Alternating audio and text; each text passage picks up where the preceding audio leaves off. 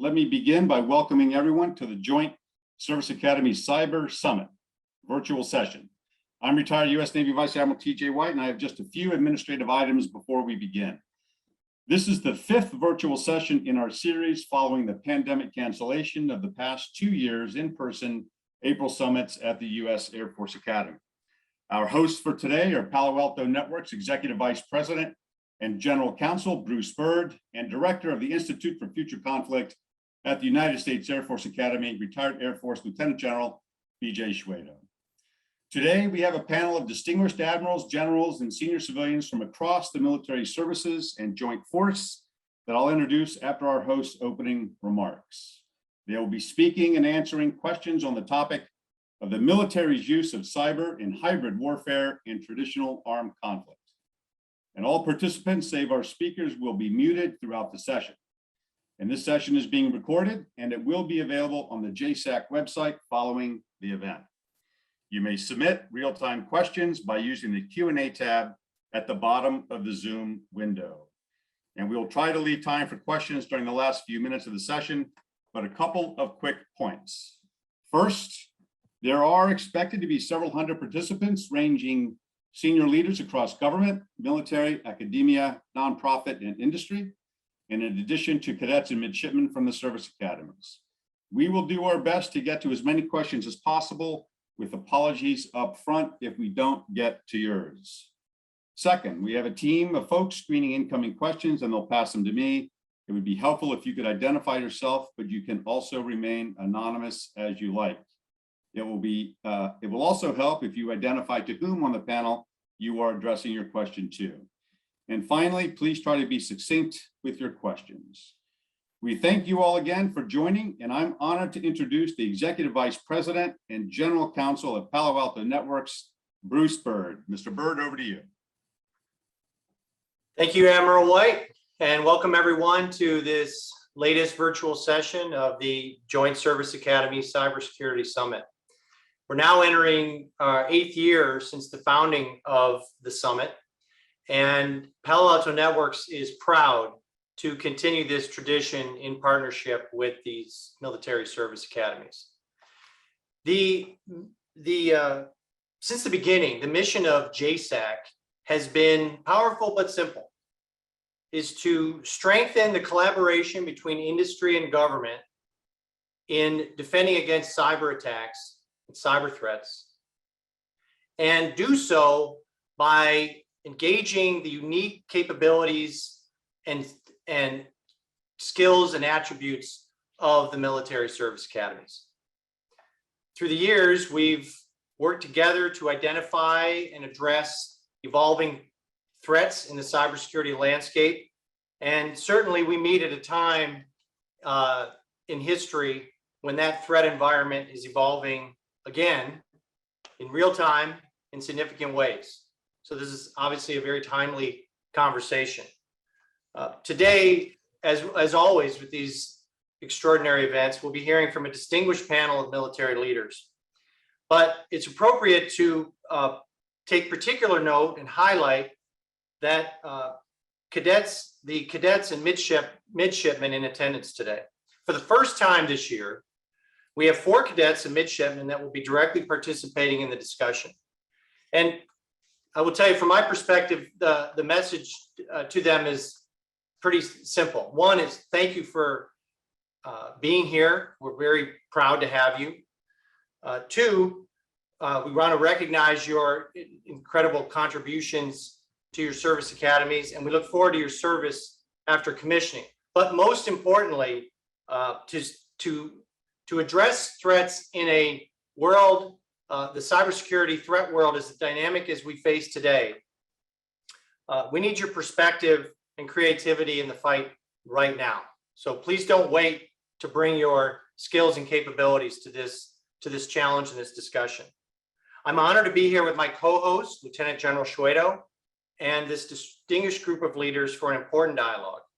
Welcome again, everyone, and Lieutenant General Shwedo, I will turn it over to you. Thanks so much for the opportunity. And first and foremost, I'm so sorry we couldn't host you in Colorado Springs, but I look forward to the fall where we will get back to in-person events. Bottom line, it's already been said, this is a great time to have this forum.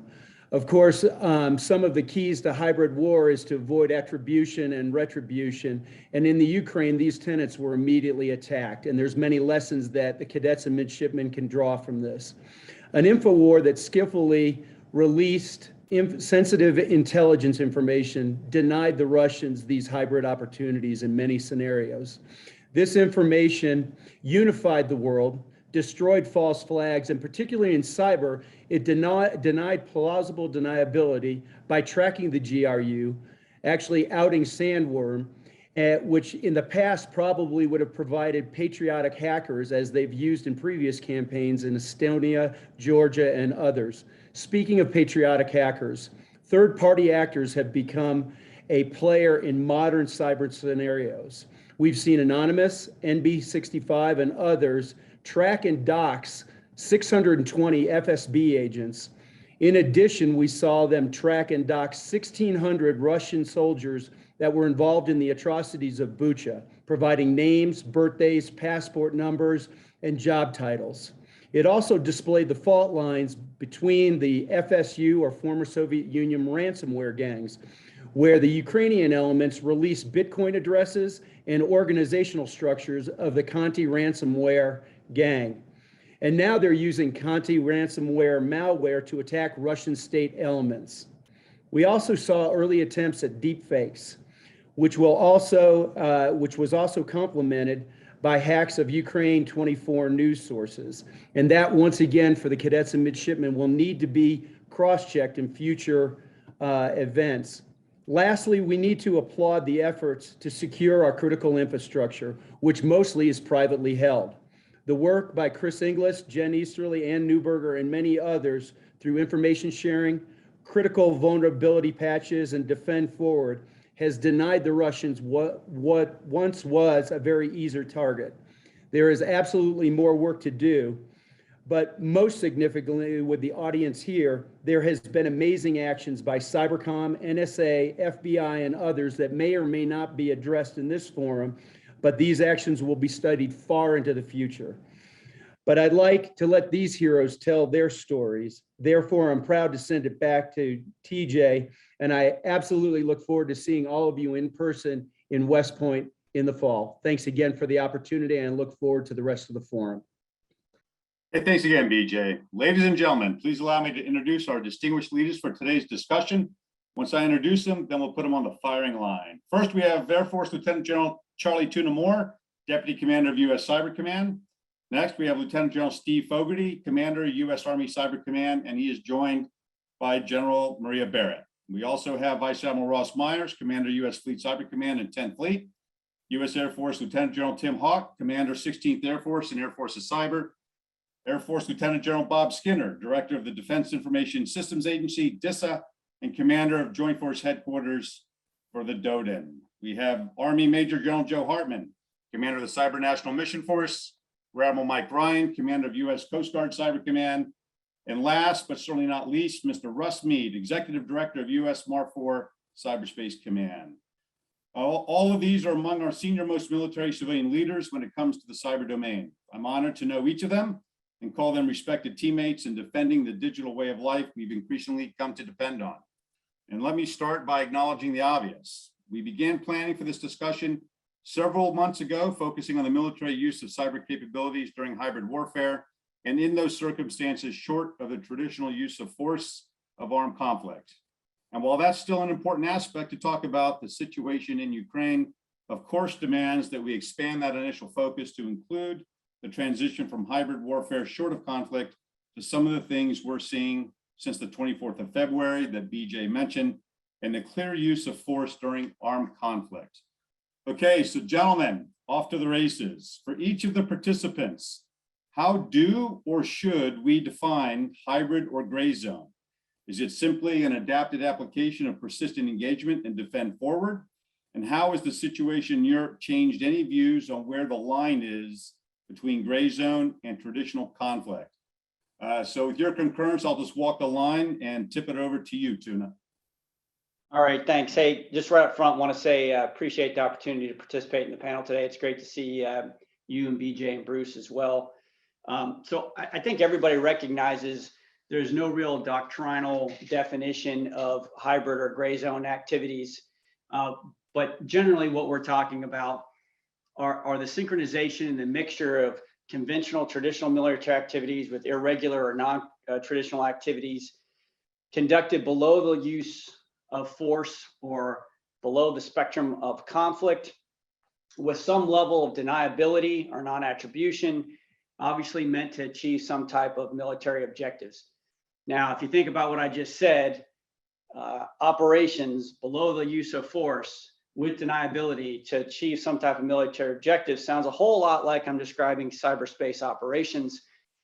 And of course, as you alluded to in your question, that's exactly how we describe what we're doing from a day-to-day perspective in fulfilling our strategy of defending forward, which is all about getting out of blue space and into red and gray space to take on adversaries and potential adversaries, to go track down and find the archers before they can shoot the arrows, and we're dodging them back here in blue space, and to the way that we implement that strategy through what we call persistent engagement, which is finding the adversary and then maintaining constant contact with them so that we can accomplish our missions to defend the nation. As far as what Ukraine did to change that line between competition or the gray zone and conflict, I don't know that it really changed that as much as to what I think BJ alluded to a lot in his opening statements is we really have seen is this crowdsourcing approach, if you will, in the cyber domain. Everybody's coming to the fight. So we've got the nation states that are in play. We've got the proxies for those nation states in play. We've got criminal organizations in play. We have lone wolves. We have political organizations, and they're all looking to try and weigh into the fight. And of course, that makes attribution even more difficult, but it also increases our risks. It increased the risks of misattribution on our part, on part of the Russians, on part of one of our allied nations, and what that could do to some type of escalation.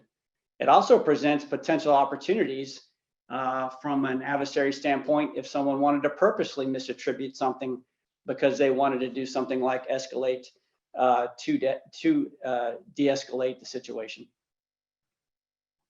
Okay, thanks for that. We'll play Hollywood Squares with the microphone. General Fogarty, over to you. Hey, I agree with everything that Tuna just said. Here are a couple things I would offer is that, sometimes, we all wear the uniform, and so we have a decidedly, military view on things, and this is much more than a military operation. It's a whole of government, and frankly, it's a multinational effort that we're engaged in. But then it also expands beyond that. So whether it's academia, industry. So I think sometimes this idea of hybrid war it's not very useful because it may not be war, and that becomes actually, I think, a limiting thought to some of the partners that we may be involved in. Now, when we look at where we're at in the Ukraine specifically, if you're Ukrainian, you are at war. There's nothing hybrid about this.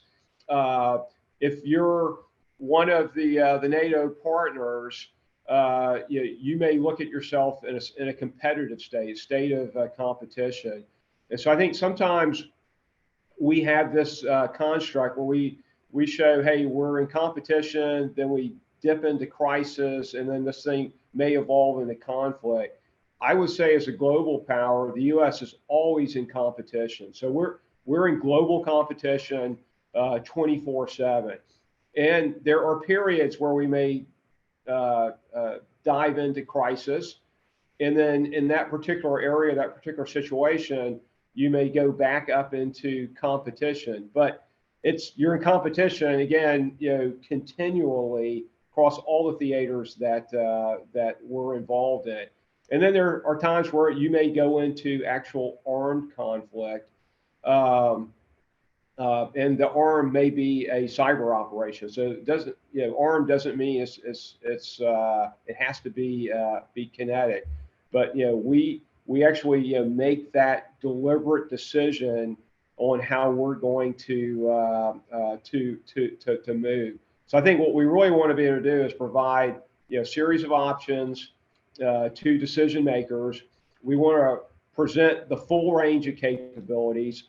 There are going to be times where the military may lead, but there are a lot of times where the military is just going to support, and ultimately it's understanding that complexity that probably drives some people trying to describe that into this idea of hybrid or gray zone. But I'll just second what Tina said, is there is no doctrinal definition, either an Army doctrine or joint doctrine for hybrid or gray zone. Over. Okay, Steve, thanks. Admiral Myers, Ross, over to you. TJ, first, thanks for letting me join this esteemed group. It is truly a pleasure to be here with people that I consider to be the first and foremost authorities on this. I'm going to take a different approach. Agree absolutely with General Moore and General Fogarty. Define it or not, it really doesn't matter, because in the end, 5-domain conflict is the new norm.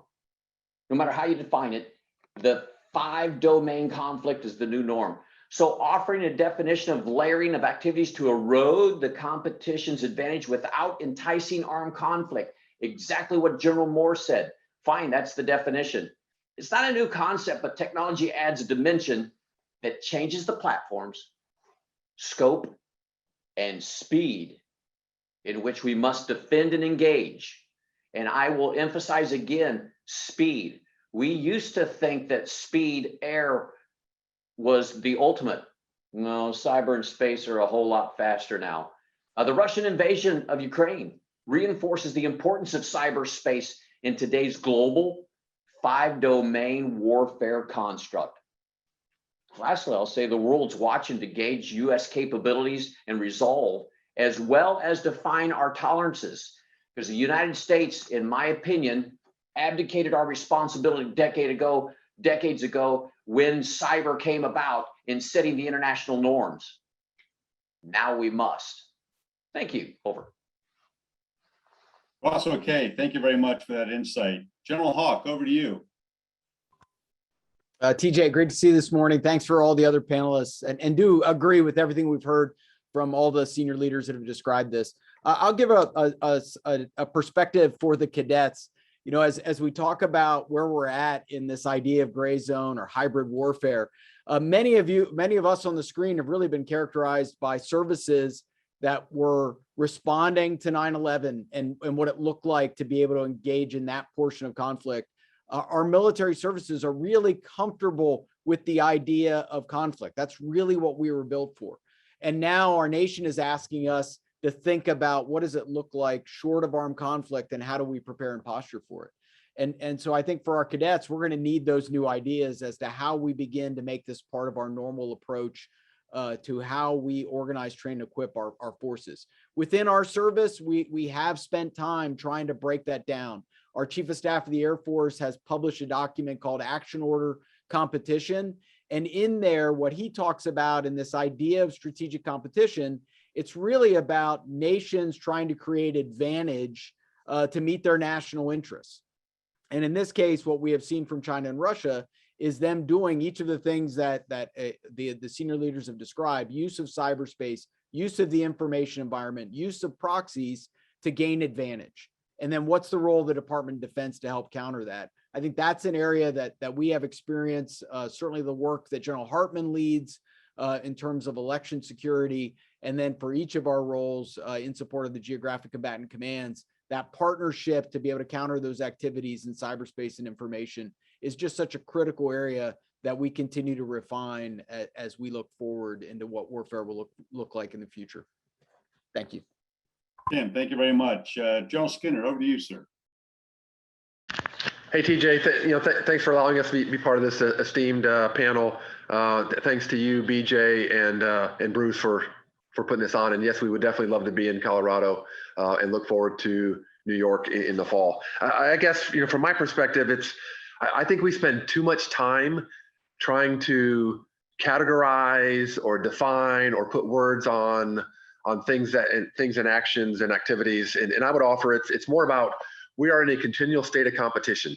And it gets to the intensity of that competition, right? And if you look at the dime, right, the diplomatic, information, military, and economic, you have different levers that you can use to increase the intensity and or decrease that in intensity. I think that's really, from a cadet standpoint, is thinking through, into the future, how do we really look at increasing and or decreasing that intensity? Because at the end of the day, it's about imposing cost, right? How do you impose costs? And whether from a cyber standpoint, that's on the offensive side, whether that's as you're defending forward, or whether that's things that you're doing in blue space, that imposes cost to change behavior.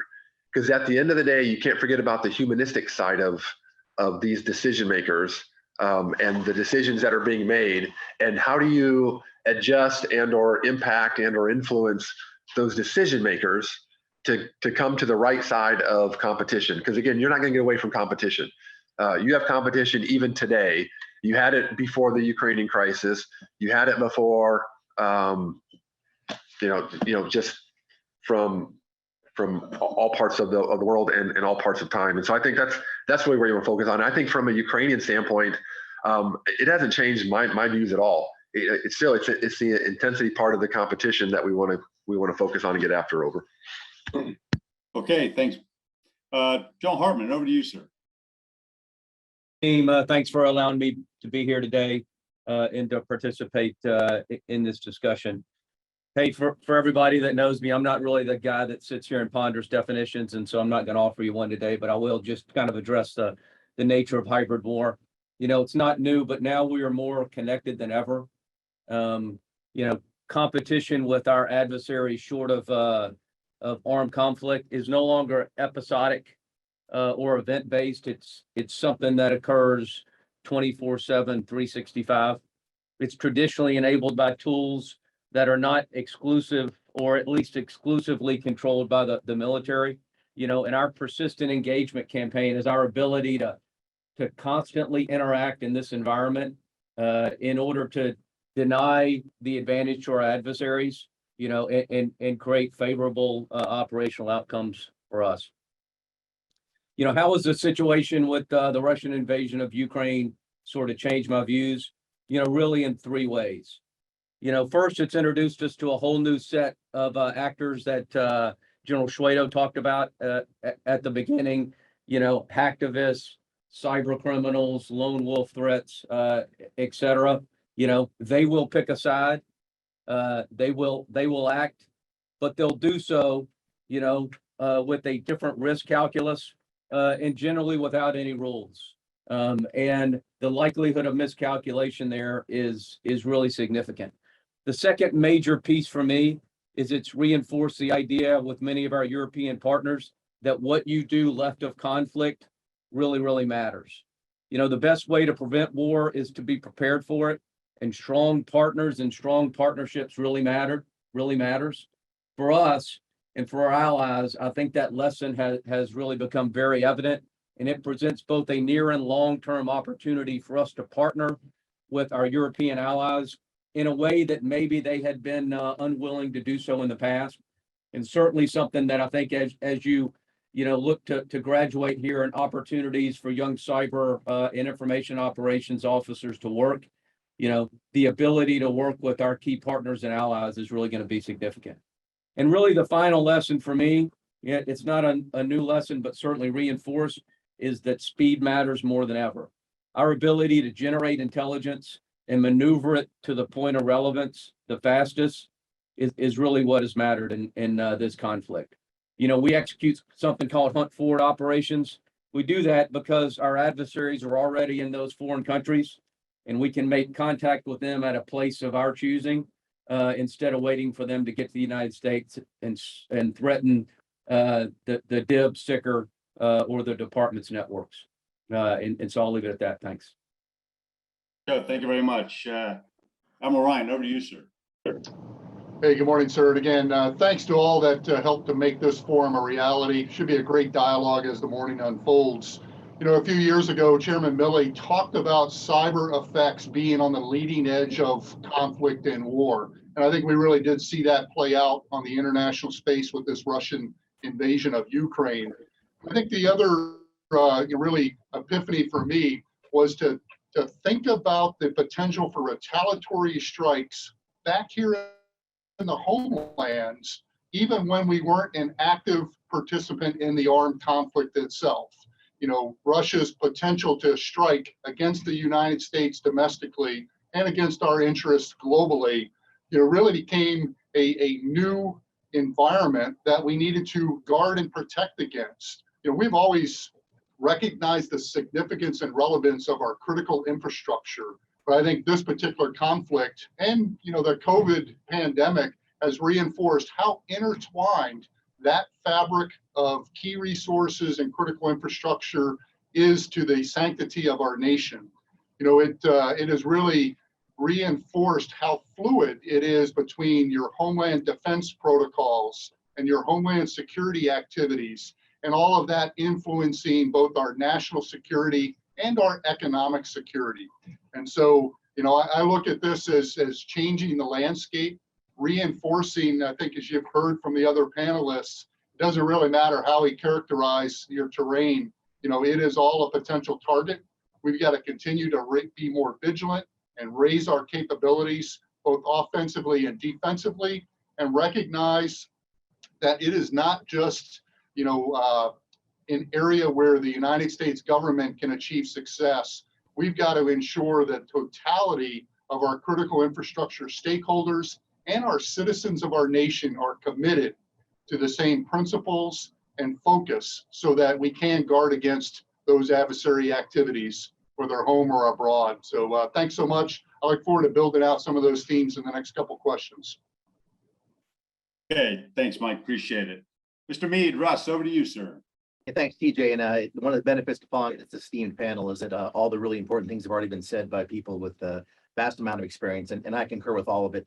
A couple of things I would throw out there for consideration. I think the General Moore definition really spoke to it, the idea that, if you want to define it, if you want to go down that path, it would be about an adversary basically advancing their objectives without triggering the threshold for armed conflict and having some degree of misattribution, and all the players that were discussed out there that kind of gum up that environment and add to that disinformation, misattribution, cause a lot of extra chaotic things to consider. I think the one area that kind of stands out to me about this, and the Marine Corps has been engaged in our stand-in force experimentation. A lot of that is exactly to do what I think is going to be essential in the future, which is to move potentially between active conflict and hybrid type of warfare in between what went on in Ukraine. These hybrid activities were predicates to the actual the large-scale kinetics. And I think that what you saw then afterwards was they were also used in order to try and dampen the enthusiasm for response, what was already alluded to. I think General Skinner brought it up about the networks and the threat to the homeland, and really reinforcing to us that in the future of warfare in this space, it's going to be about fighting the networks. It's not going to be just about reacting. This wasn't a series of discrete activities, but complementary to what they were looking to do. And you're going to have to view this in terms, and I'll talk later about some of the thoughts on intelligence, about a campaign. This is an adversary and trying to get some insights into where the adversary wants to go long term. It can't just be discrete activities responding. It has to be proactive. And again, this is all about setting conditions and about recognizing that we're going to have to be comfortable floating between both worlds. Okay, thank you all very much. Okay, so it doesn't escape my attention that we are just about ready to tip over into 1 hour remaining. So I should have paid more attention to the format that I was structuring these up. So I'm going to jump around a little bit on some of those questions, starting with civil military relations and then shifting to relative combat power. So as to the former, civil military relations, with this unique audience of senior leaders across government, military, and industry, academia, nonprofits, what are your thoughts about how each component of a whole of nation approach can do more together to change the current trajectory prior to crossing the traditional line of armed conflict, or even after it has been crossed? So I'd like to go to Mike for his view from a dual DHS and DoD perspective. Bob, to your perspective from an agency standpoint, and then Russ, to you from a service at MARFOR cyber standpoint. So Mike, over to you. Hey, thanks, sir. And I really think, this sets the stage for a great conversation. From a Coast Guard view and really in our role as the sector risk management agency for the maritime transportation system, which is really the lifeblood of our nascent's economic activity. You know, this is in our wheelhouse in terms of both the prevention and response framework and our engagement and the partnerships that we create that will enable, most entities to thwart attacks, but then also to be resilient and be able to recover expeditiously. And so this is a fabric that allows our nation to really be dialed in on our critical infrastructure sectors. And you've heard the president talk about, those 16 critical areas, but those are massive and they're all intertwined. And if you just think about the repercussions of a compromise of our electrical grid, well, that disrupts, pick your poison across all the other critical infrastructure arenas. And so it brings in the whole of government that has a stake, whether it's FEMA, Department of Energy, Department of Defense for the Defense Industrial Base. And I think what we've seen from a government perspective is the emergence of the Cybersecurity and Infrastructure Security Agency, intended to be a coordinating group that helps to focus in across all of those sector risk management agencies, that allows us to be engaged not only with the United States citizens, but with those critical entities, so we can set the conditions that allow them to be prepared, but then also to take action. And I think on the margins of Russia invasion of Ukraine, you've seen CISA working with the NSA, working with the FBI, raising the discourse and the dialogue with specificity. So as General Schwedo pointed out, to get in front of some of those false narratives, but also to raise the vigilance. And then organizations like Coast Guard Cyber Command, working with our field commanders to make sure the maritime transportation system elevates their game. You've heard likely this Shields Up campaign coined by Director Easterly from CISA. That has changed the national dialogue and really the expectations. It is whole of government. We need total buy-in to ensure that all parts are coordinating, exchanging information, sharing intelligence where appropriate, but making sure that we can be as ready as we can be. And that's a nonstop mission set, particularly for Coast Guard Cyber. So thanks, sir. Copy, General Skinner. Hey, thanks, TJ. I'll tell you, when you start talking civil military relations, I always like to change the word relations to partners. And you can really see this, and I would just take the Ukraine example.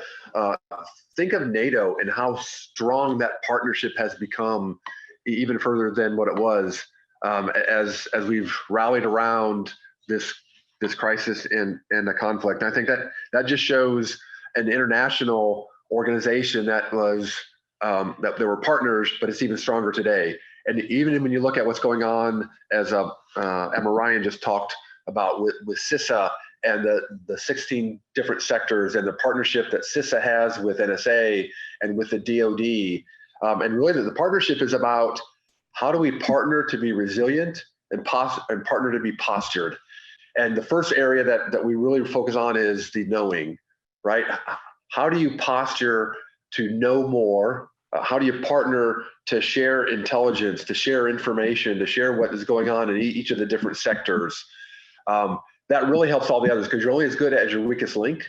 And therefore, that partnership is really important, because you can't see everything from your perch, but everybody together can see most. The other thing that's really gone well is the sharing of TTPs and the sharing of tailored protection options.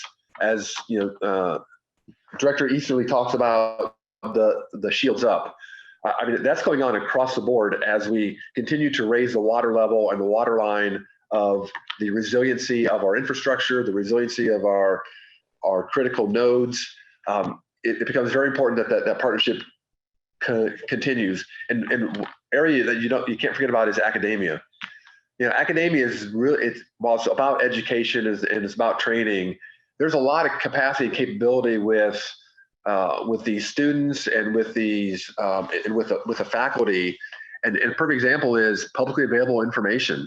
And how do you go through that and leveraging AI and automation and machine learning to really get an understanding of what's going on, even the publicly available information, which is very timely and supportive of what we're doing from an intelligence gathering standpoint.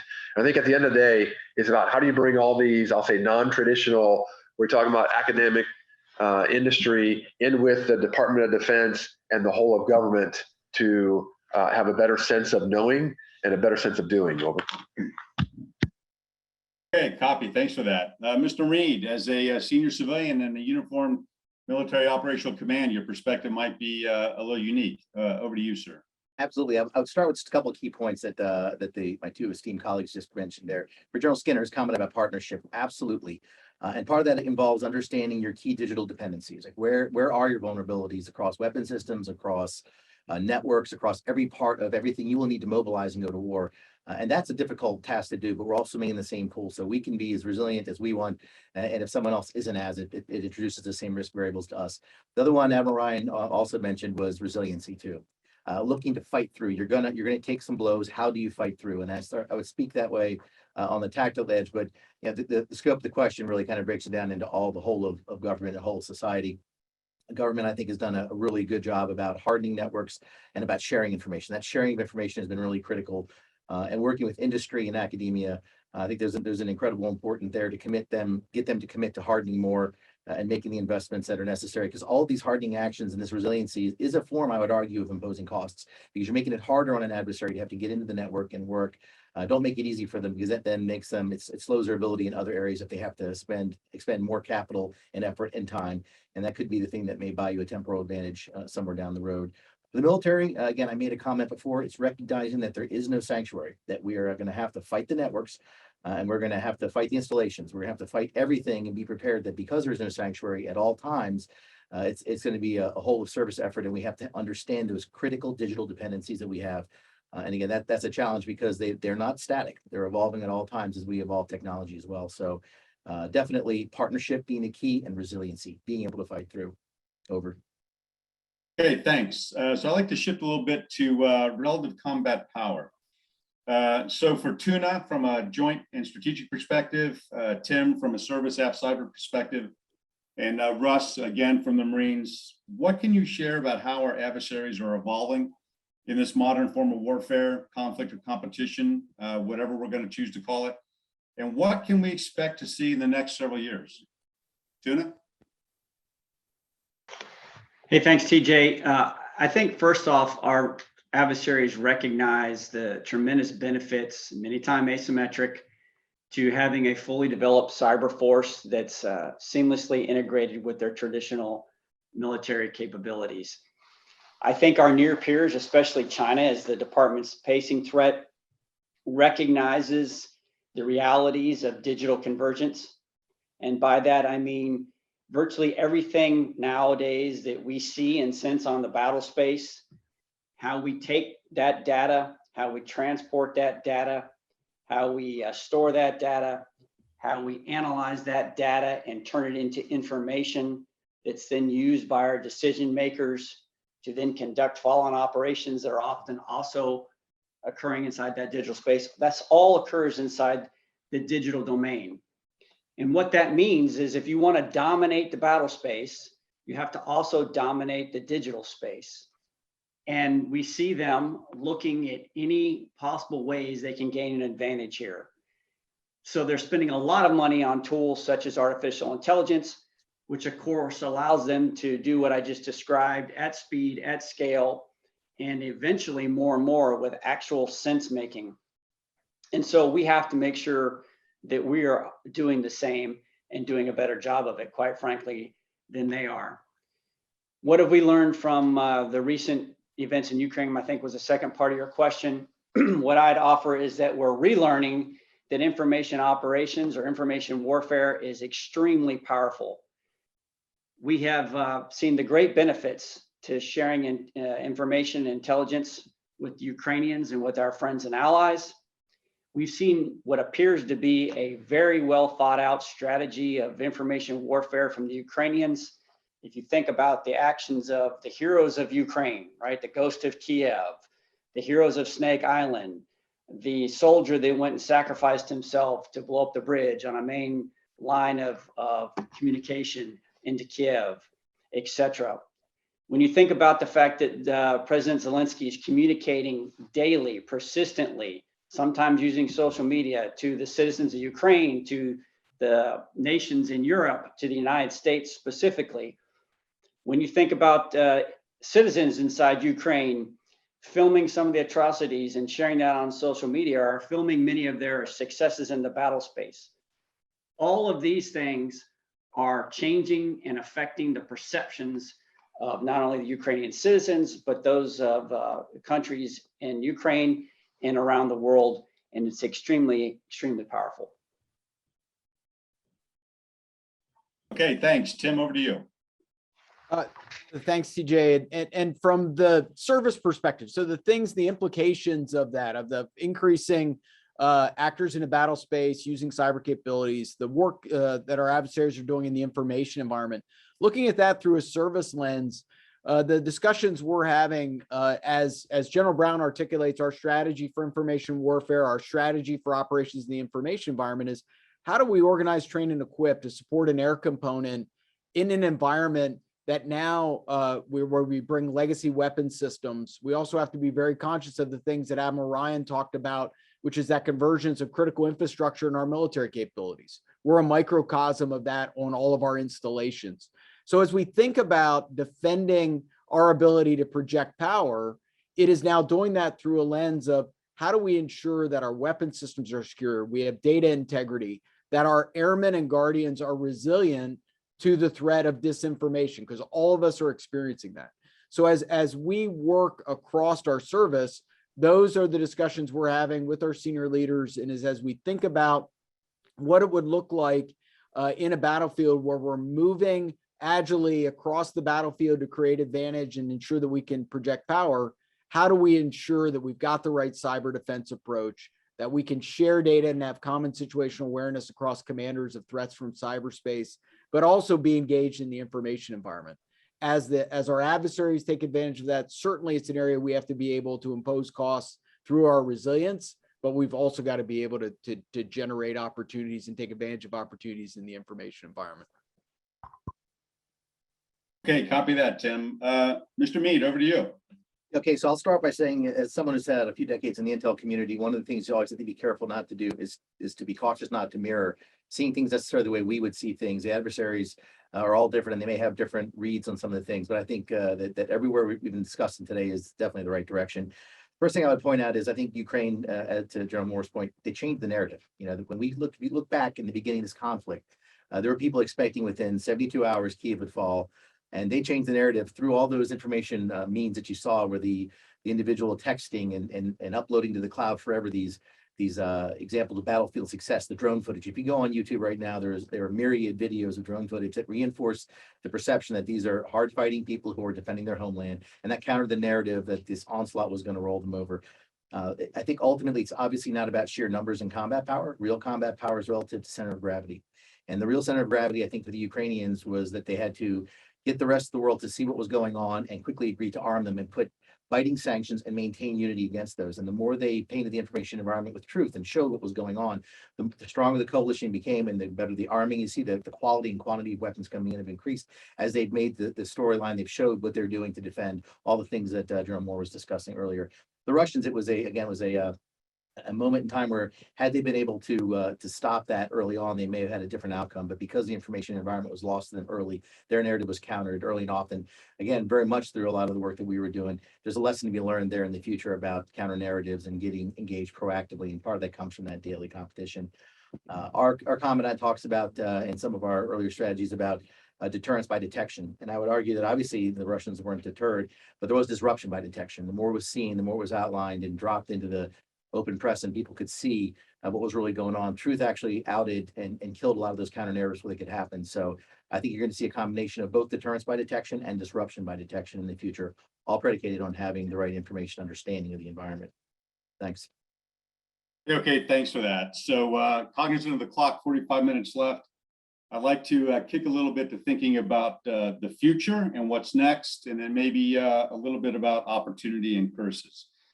So regarding the future, I suspect your J2s are trying very hard to generate accurate context and minimize surprise with just what the insert expletive here is going on out there. What does success look like for you, and how would or has your answer changed from before and after 24 February? So I'd like to go to Tuna, Ross, Tim, and Steve Fogarty on this one, please. Tuna, over to you. Yeah, so first, I think without a doubt, success for us is defined by the fact that we can accomplish our presidentially directed missions, defending the Department of Defense information networks, defending the nation from significant cyber attacks, obviously doing that in very close coordination with DHS and DOJ, and then providing cyber capabilities to our warfighting components, such as the other combatant commands. The second thing that I would say success looks like is our ability, as I referenced in previous comments, to dominate in the digital space.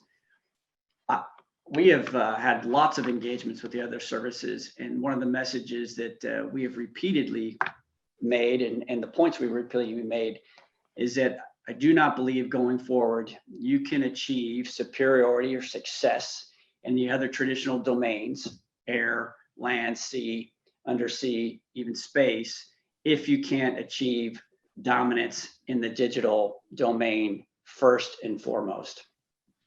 As far as moving forward, I think we have to continue to develop and then implement a true information warfare strategy across the department that's focused on influencing adversary behaviors and really encourage them to take actions that may be beneficial to the United States and maybe even detrimental to their cause. I think in order to do that, it has to be an all-encompassing strategy that looks at all the department's operations, actions, investments. It has to be a fully integrated campaign across the spectrum from competition to conflict and the levels of war from strategic to tactical and executed with speed and precision. Okay, thanks, Ross. TJ, thanks. I think in the end, we'll have to take a look at it, and I agree with General Moore 100%. But I think the bottom line, when you take a look at it today, we win in today's fight by being leaders in integration, innovation, and information sharing. Those three are critical for me in today's fight, and we have to be leaders of that. So when you take a look at what does success look like, get a little tactical, fully and routinely integrated cyberspace into defense and offense and tactics across the domains in that specific order, ensuring delivered tools, applications, and equipment are affordable, compatible, scalable to seamlessly integrate across the platforms and missions. Again, integration key here. Matching the ability, scope, and security assurances we expect from the operators who manage them.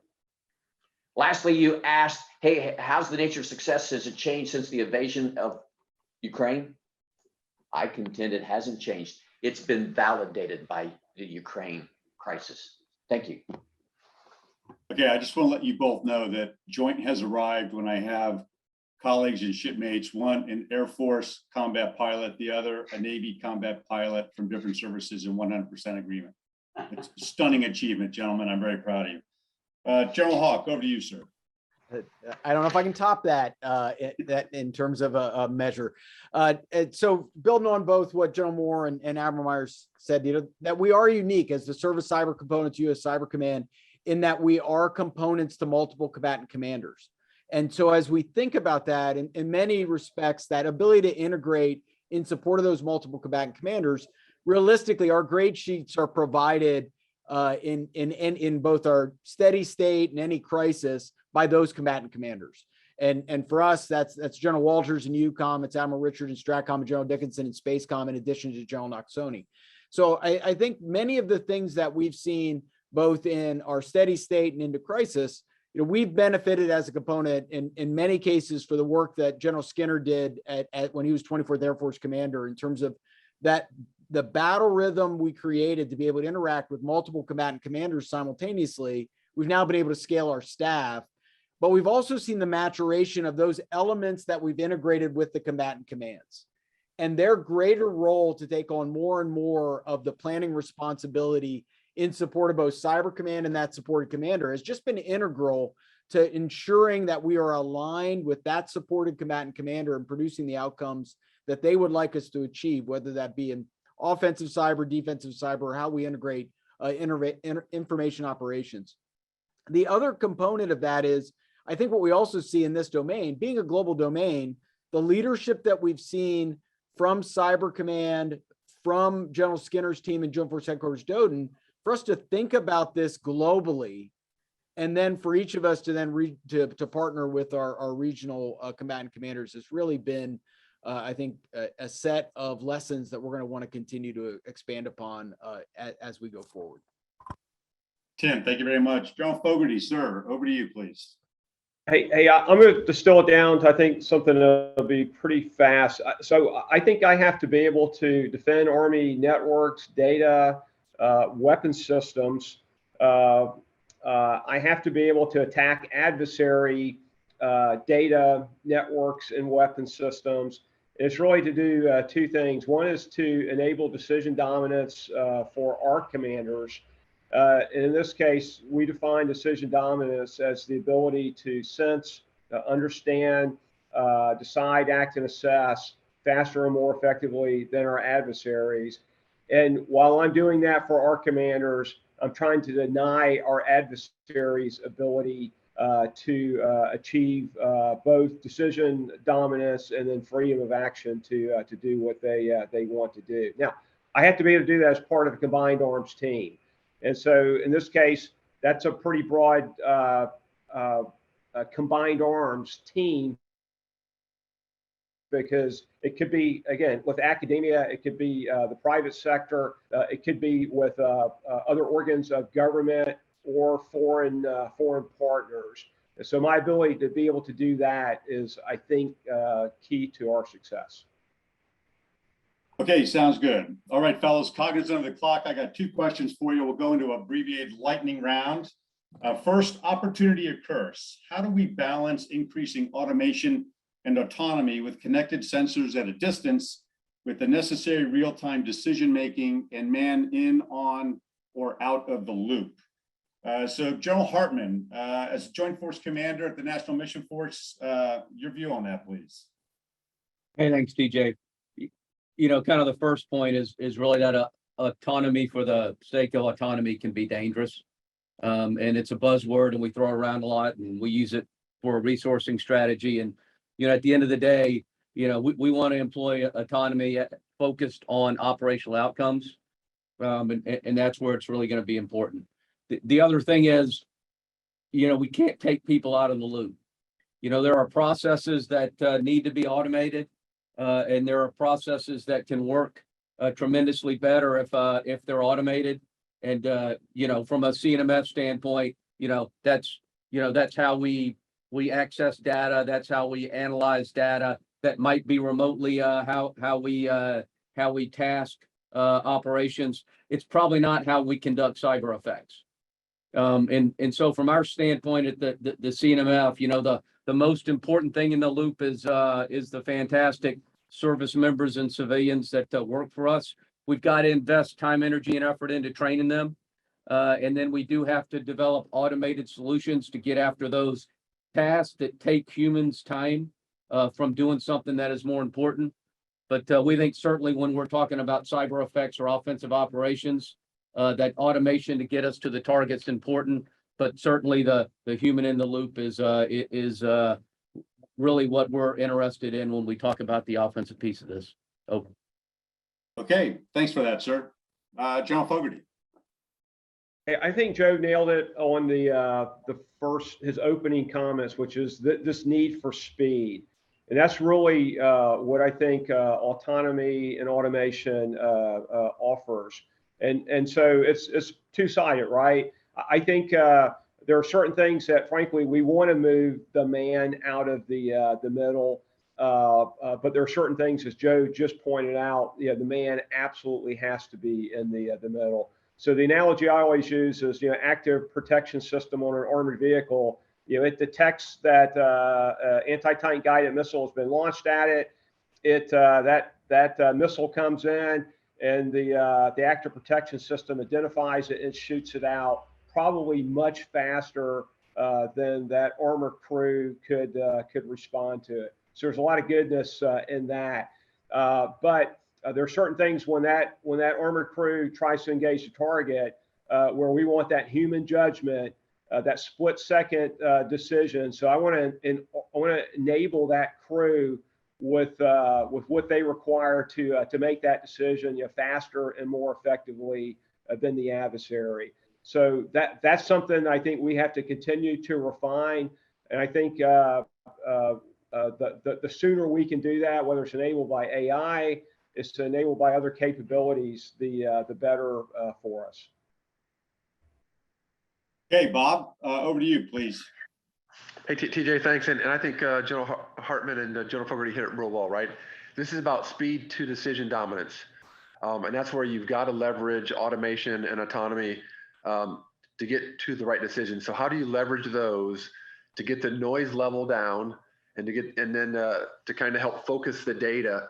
Because there's so much data out there, especially when you look at, as we're trying to set the globe, there's so much data out there that you can get inundated with the data, and therefore you're paralyzed by the analysis and not able to make the right decisions. So how do we leverage that? But it's not just to get to a decision. The bigger aspect, I think, goes to how do you adjust, right? Because there's an adversary that's on the other side.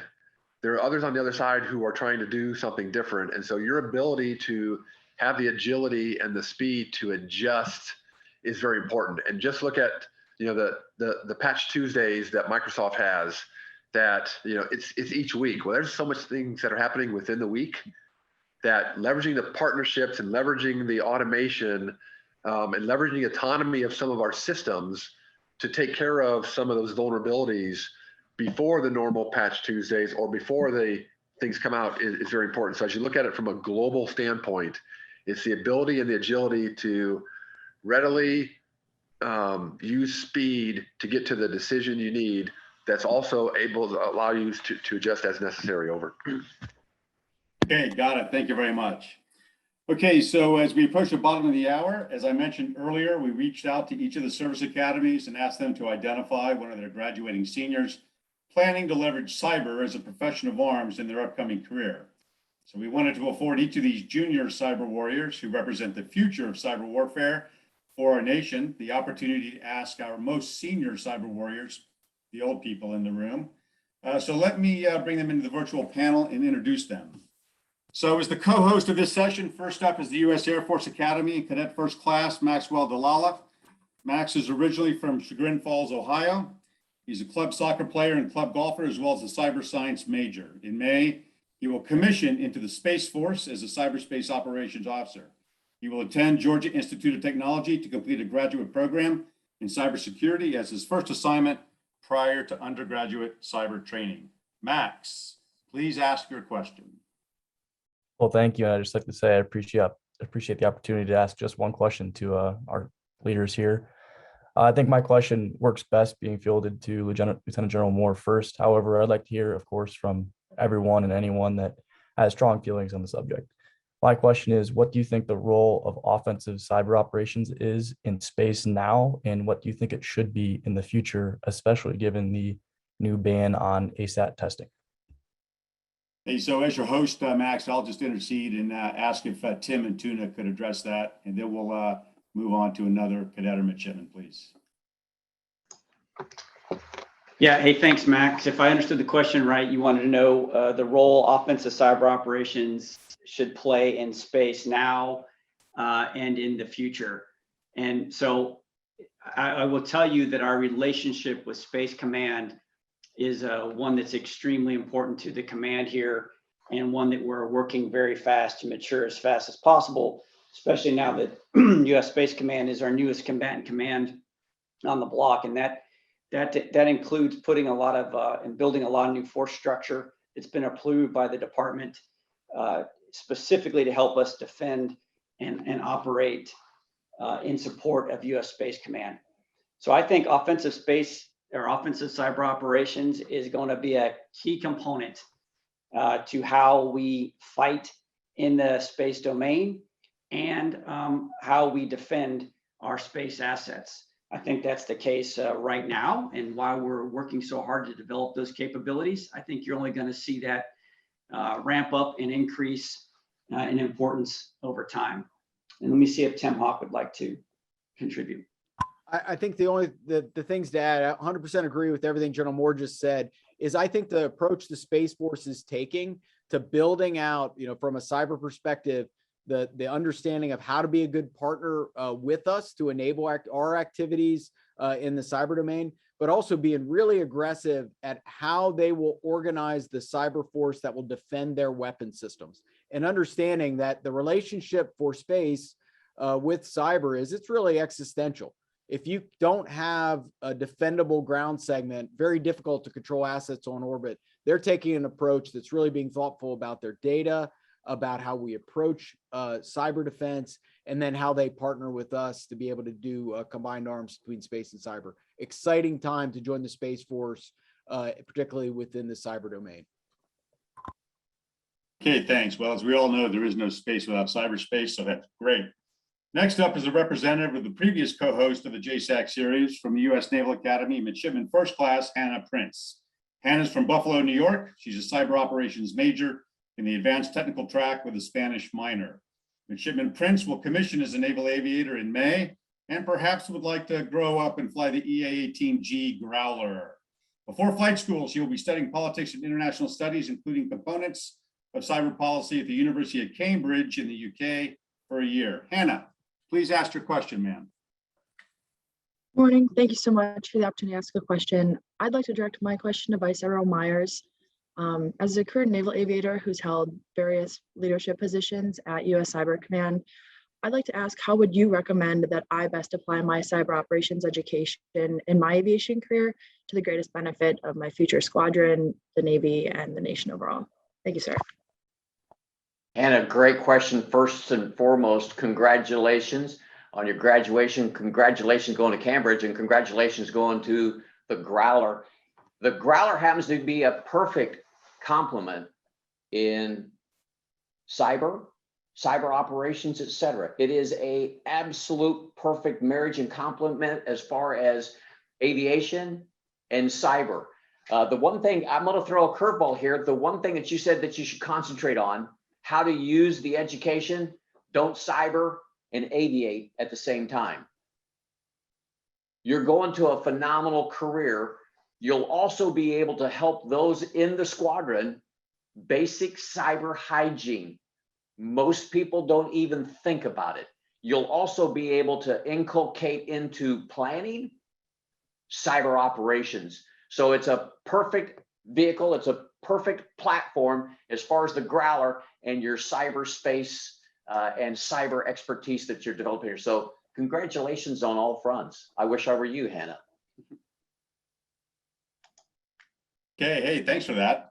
Next up is the representative of the initial co-host of the JSAC series from the U.S. Military Academy, Cadet First Class Tyler Harmon. Tyler's originally from Denver, Colorado. He joined U.S. Military Academy's Cadet Competitive Cyber Team in 2018 and has been a crucial team member in multiple cybersecurity competitions. Cadet Harmon will commission as a cyber officer in May and is one of the only of a handful of new officers selected to attend the Army Cyber Capabilities Development Officer Basic Officer Leader course upon graduation. That's a mouthful. I think I know what you're going to do, and you're going to love it. Tyler, please ask your question. All right. Firstly, thank you to all of the distinguished panel here today. It's an honor to be a small part of it. General Fogarty, sir, this question is for you. Artificial intelligence has gained traction in recent years, and one of its greatest strengths is the ability to optimize highly complex systems. For example, a well-trained artificial intelligence may inform more efficient allocation of resources in the battlefield. So moving forward, sir, what do you think is one of the most promising future uses for artificial intelligence in hybrid warfare? Thank you, sir. Yeah, so first of all, congratulations, Tyler. We're looking forward to seeing you down here at Fort Gordon in the near future. And the developer track, I think, is really going to be a great opportunity for you. So look, here's where I'm at. We talked, General Hartman and I talked about, automation and autonomy. That's really what I'm looking at, the use of AI. So it's to be able to see our networks as rapidly and as comprehensively as possible, understand what's going on, and then being able to apply defenses, as autonomously as possible. If you look at really kind of the scope of our network, 1.1 million users, millions of endpoints that are connected to the network at any given time. That's a huge attack surface. So being able to see that, and then being able to automatically or autonomously patch that, defend it is very critical. I want to be able to do the same thing though against adversary networks. I want to be able to see them at real time. I want to understand where the vulnerabilities may be. And then what I want to be able to do is, and this is going to be critical in your role as a developer, then figure out how we exploit those vulnerabilities as rapidly as possible. I think that's going to be the key to this. So this idea of speed, the temporal aspect of operations in the cyber domain, I think that is the decisive element. And the only way we're going to be able to get to there is effective use of AI, but it runs the full gamut for all of our mission threads: operate, defend, attack, influence, and inform. Thank you, sir. Okay, thanks for that. Finally, we have U.S. Coast Guard Academy Cadet First Class Adam Jabril Barnes. Adam is originally from Plano, Texas. He's a representative of the first ever graduating class of cyber systems majors from the U.S. Coast Guard Academy. Cadet Jabril Barnes will commission as a cyber officer in May and is one of only a handful of new officers selected to serve at Coast Guard Cyber Command upon graduation. Adam, please ask your question. Good morning, everyone. I would like to thank you again for having us cadets and midshipmen take part in this conversation. My question is for General Moore, and it is: given how technology is rapidly evolving, what do you recommend for how both enlisted and junior officers can continue to remain proficient in their cyber skills while balancing their other job responsibilities? Adam, thanks for the question. Yeah, first off, I would make one point of clarification. I think that we have to start viewing cyber expertise and cyber warriors is not distinct from all the other jobs and areas of expertise inside the Joint Force. I don't think you consider yourself a true joint officer if you don't understand cyber operations today. And unfortunately, that's still a weak point across the force. So you can't just view yourself as an expert in the maritime or the air or the space, etc. You have to truly understand cyberspace, because I said earlier, I think success in those other domains is absolutely dependent upon it. The best advice I can give to how to be relevant is you got to find time to continue to research and study in this field. And so I really look to a lot of my mentors to recommend things that I should be reading and should be keeping up to date on. I talk a lot to my peers and about things that they listen to. Maybe it's some type of podcast, etc. So I think it's really about reaching out into the environment and continuing to study and not becoming stagnant. But that's not unique to the cyber domain either. I can tell you, I spent most of my career obviously in the air domain. And if you weren't keeping up and studying and researching in that domain as well, you became irrelevant really quickly. Okay, impressive questions from the cadets and midshipmen. We will now shift into some Q&A from the audience. Our first question is from Ms. Terry Roberts, and I'll ask that Bob and Ryan take this on. As the operational cyber commanders, how are you working with OSD to drive and enable cyber resilience across the defense industry and suppliers? If CMMC 2.0 or perhaps even CMMI in an earlier version had been smartly implemented already, a majority of the DIB would have been more secure with the advent of Russia, Ukraine. Bob. Thanks, CJ, and great question. And I'll tell you the easiest way to answer this is through partnerships. That is the only way that we can get to a holistic look at hardening of the networks, hardening the data. And so that's really where we're focused continually on is, we have we have the DODIN, which we're responsible for, along with the service cyber component commanders that you see on the line. And we have the area of interest, which is our DIB partners. And then we have an area of influence. And so it's those partnerships among all these players that really get at the heart of being able to defend and being able to understand. And it goes back to one of the previous questions where all of the panel members really talked about understanding, right? How do we make sure that we partner to understand, to then be able to partner to action? And that's really our focus is how do we increase the ability to leveraging technology, first and foremost, that brings up the waterline of everyone, and the sharing of TTPs and the sharing of our protection options at the speed of need is really where we get to raising the waterline for protection of our sources. And then I think somebody mentioned that, the understanding of where the critical infrastructure is aligned to your mission area is kind of I'll say the next phase, because if you can understand that, then you know where your vulnerabilities are, that it will affect your mission, that will enable your mission. And that's really the focus of this, because if you're just doing things to harden's sake versus harden to protect the mission and to be resilient, then you're wasting a lot of effort in my eyes. Over. Okay, got it. Thanks. Admiral Ryan, over to you, Mike. Hey, thanks, sir. And, in the IT world, in the software development arena, the old adage was good, fast, or cheap, pick 2 out of the 3. But I think in today's world, we really need to take a more concerted effort in our industrial base to factor in security. We need that commitment on the front end to ensure that we're producing more resilient and more secure products.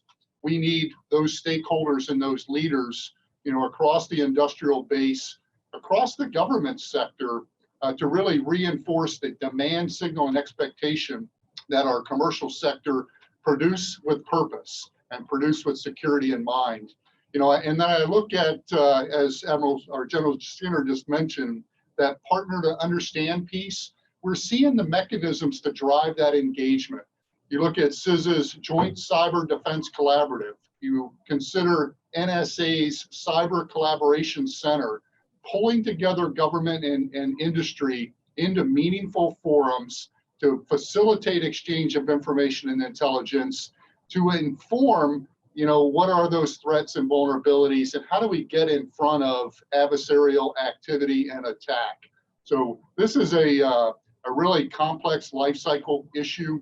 We've got to continue to make sure that we're addressing it, both in the regulatory regimes, in our commercial standards and expectations, and then into the government spheres of influence. So it's got to be those partnerships. It's got to drive our collaborative efforts. Fortunately, we're seeing the upswell and commitment in those arenas. So thanks, sir. Okay, thanks for that. Okay, question number 2 comes from Katina Slavkova. And I'd ask Tuna and Joe Hartman to take this on, and it's a couple pieces. Defend forward through persistent engagement seems to depend heavily on reduced operational constraints and a more active posture.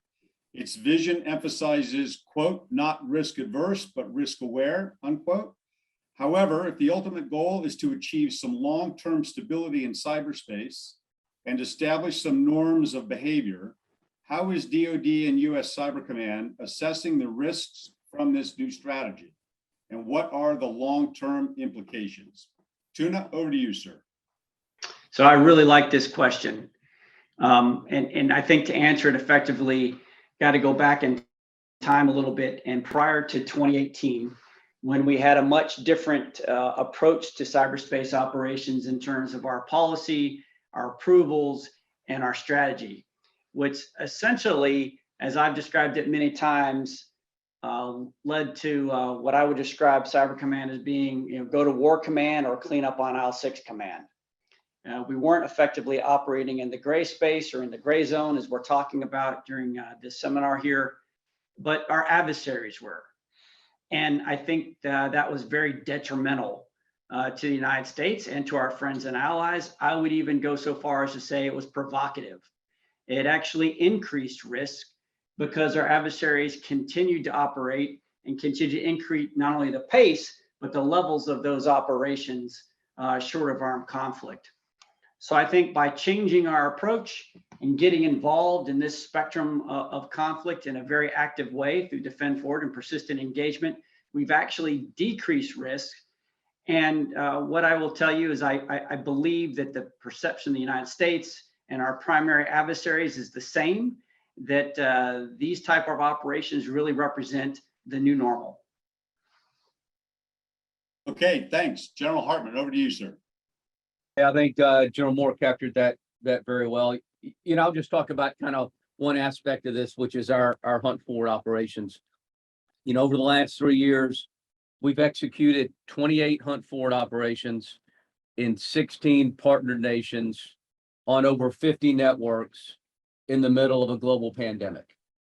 Okay. And that really is our ability to, one, establish partnerships. For all of you, the service components and General Skinner out there that understand network or that own networks, it's sometimes difficult to get a network owner to allow you to censor up their network. Okay. Even a network owner that you have the authority over to tell them to do that. So imagine when we deploy a small team of cyber experts to a foreign country and you convince a foreign partner to allow you to censor up their network and then bring that information back to the United States, analyze it in conjunction with our partners from NSA and other government partners. It's really been pretty extraordinary. It allows us to defend forward. It allows us to gain access to an adversary in foreign space, immediately share those TTPs back, with Joint Force Headquarters Doden, with DHS CISA, with the private industry. It allows us to ensure that whatever the adversary is doing in that foreign space, they're not going to be able to do it here. All right. The second thing it does is it reinforces to our partners that their network security is important. It is a visible sign that the United States is a good partner in this space and that we're willing to dedicate our most precious resources, our service members, to deploy overseas to help them work this target. And then quite honestly, it causes our adversaries to have to waste time, energy, and resources in order to continue to have access into networks that they've deemed valuable. And so for us, it really is a tremendous example of how we reduce risk, not only to the United States and our Defend the Nation mission, but also to our allies and partners around the world. Okay, thanks for that, Joe. Very much appreciate it. Okay, question number 3 is from Laura Walker McDonald. And if I understand the instructions right, please ask for a volunteer. So I'll let all of you on the Hollywood squares think about who wants to raise their hand. And if I don't get a taker, I will just assign the volunteer. That's the last time I've ever been able to do that. Thanks for a fascinating panel. Please put this to the panelists most passionate about this topic. How are you thinking about assessing how to mitigate impacts on civilian populations in cyber operations, particularly through information sharing internally and with the private sector? Okay, someone can just seize the mic. Okay, Admiral Ryan. Hey, thanks, Laura. What a really great question, and I do think that this is, job one for the Coast Guard. It's incumbent upon our government, to really be able to protect our citizens. We've got a very capable military force, and you see that emerge across the joint spectrum in cyberspace, but it really comes down to our ability to protect our way of life. I've talked about some of those visible examples of forums, collaboration groups, but also protocols and tactics that are trying to protect that critical infrastructure segment of our nation. We are seeing an elevation of the exchange of actionable intelligence and information across entities that have opportunity to improve the resilience of our nation. And I do think we're seeing the responsiveness of the commercial sector in adjusting their approach to be more secure on the front end. So I do think that that message is getting out. You know, we are in the midst of some really strategic visionaries that are helping to define this arena. General Nakasone, Director Easterly, Deputy National Security Advisor Newberger, and the Director of the National Cyber Director, Chris Inglis. You know, we couldn't be in more capable hands right now for being able to bring together that fabric of prevention and response, but the overall awareness of how our nation will be best served. So I think we got a lot more work to do. You're never going to be 100% and fully secure, but we're getting after this problem set. We're seeing some tangible improvements, and I think we just got to continue to build on those foundations, you know, through today's leaders and the next generation as well. Thanks, sir. Okay, got it. Thanks. Okay, so I think we're getting close to the wrap up. I'm going to ask this question, and I would look for maybe General Skinner to consider answering, and General Hawk. Given this unique audience of industry and nonprofit leaders, what do we need industry to do better to help the military become more effective in combating cyber threats, both before and after traditional conflicts? And of course, this comes from General John Davis. So, gentlemen, please, over to you.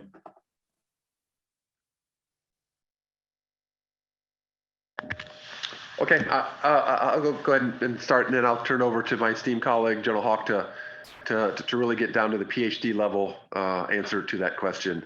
Here's what I would offer to industry, right? We have a lot of legacy systems in our inventory, whether that is platforms, whether that's cyber, whether it's whatever domain that we're talking about.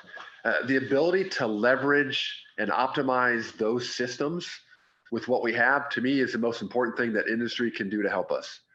Because if we don't have those stabilized, if we don't have those resilient, if we don't have those optimized, then it's very hard to jump forward and to leap forward to the better technology and the better association of that technology with our mission. And so being able to have that from an industry standpoint is very important. The other thing I'll offer from an industry standpoint is understand our mission and understand whether the capacity is there and the scalability is there for the offerings and the capabilities that are being provided and are being discussed with the different parts of the department. Because understanding the mission and understanding how well that it can scale is very important to us getting to the next step. And so I think knowing where we're at and how do we optimize, and then kind of understanding our mission set to where we can move forward with technology is going to be important. And the last thing I'll say before I turn over to General Hawk is we have enough tools right now in our inventory. We don't need another tool. What we need is capabilities that are integrated to better help us understand and better act. Over. I was originally going to suggest maybe we defer this question for Max and Hannah and Tyler to get to the PhD level, but I'll give it my best shot. So I think first, the areas that we've talked about today in our partnership with industry, and we talked about what General Nakasone is doing, Jen Easterly, the work that General Hartman's team is doing in Hunt Forward. It's about sharing of information, and how do we do that effectively through these various collaboration means, and do it in a speed that is relevant. I think we're seeing many improvements in this area, but that partnership with the defense industrial base is an area that we want to continue to see become even more increasingly intertwined in our ability to share that information and ensure that the information that our defense and industry partners has that's really germane to our operational activities and the intellectual property that they are trying to protect, our interests are intertwined there. How do we do that in the most effective way we can? Areas that I think from a technology perspective that we'll be really looking for industry leadership. As we begin to implement zero trust in our architectures, there will be segments of our architecture that will be legacy. And whether that be our weapon systems or our control systems, really looking for industry to help us define solutions for how to bring that into a zero trust principled environment while we follow the DISA leadership on how we execute that department wide within our IT infrastructure will be a critical part of where industry can help lead, turn us from a zero trust perspective, and then also how we censor those elements that in the past we may not have been as focused on, particularly within our legacy weapon systems or those weapon system environments. Hey, Tim, thank you very much for that. Okay, so we're at time hack 11:55. I'm going to try to sneak in one last question. I'll ask Tuna and Steve Fogarty to consider answering. Brevity is the soul of wit and clarity, gentlemen. It comes from Mr. Ken Dworkin. Last week, there was an article in the Washington Times on how China was preparing for Metaverse warfare. While the US is making progress, we haven't yet fully mastered multi-domain operations, information warfare, conflict continuum, EMSO, and other complex warfighting concepts. Any thoughts on Metaverse warfare? Over. Hey, TJ, I'll guess I'll jump on it first, Lynn. And as you said, brevity, soul of wit. I did not read the article, so I don't know how they're specifically defining metaverse warfare as it relates to this article. If it's what I think it refers to, I would once again refer back to my comments about digital convergence and how it touches everything from our conventional forces to how we need to think about warfighting in the future, especially from an information warfare standpoint. Steve. Yeah, I'm glad Tina actually took that one first. Look, I actually am not familiar with that article, so something I'll hit as soon as I drop off the net here. Look, we do operations better than any other military in the world. We're not perfect, but we get better every single day, and it really is because we start from a combined arms approach to doing business. What you heard today during today's discussion is this idea of partnerships, and I think we do that better than anyone else also. So I think the bottom line for us is we maintain a decisive edge because we look at integration of all capabilities of multiple partners to achieve our objectives. And I think that's the key to success. And really, it becomes a full menu of opportunities, right? From, again, commercial, academia, intergovernment, foreign, across every domain. That is what we're about, and that's what we're moving towards. So I've got a lot of confidence, in our ability to handle any challenge that is thrown at us in the future. So I'll pause there and see if there's any feedback from the questioner. Steve, I think that was perfect. Thank you very much for the agile response. Tuna, as you and well. I'd like to thank, of course, all of our distinguished panel members, cadets and midshipmen, as well as Bruce and BJ for their leadership today. As always, we also appreciate the commitment and tremendous support from all of our distinguished participants. Very cognizant of your time and attention, gentlemen. Very, very valuable. Thanks for your continued service and being in the fight. We value these summits as a very unique venue for exchanging ideas and building trusted relationships between the public and private sectors to pursue solutions to the challenges our nation, allies, and partners face in the cyberspace domain. We also see this as an excellent opportunity for our service academies to remain strong, strategic bonds with some of the most senior leaders in our industry, government, military, and others in academic and nonprofit communities. And I'll end with some really exciting news, which has already been alluded to. So just to confirm, the 2023 JSAC Summit will be returning to West Point, New York, and hosted by the U.S. Military Academy from 4 to 5 April 2023.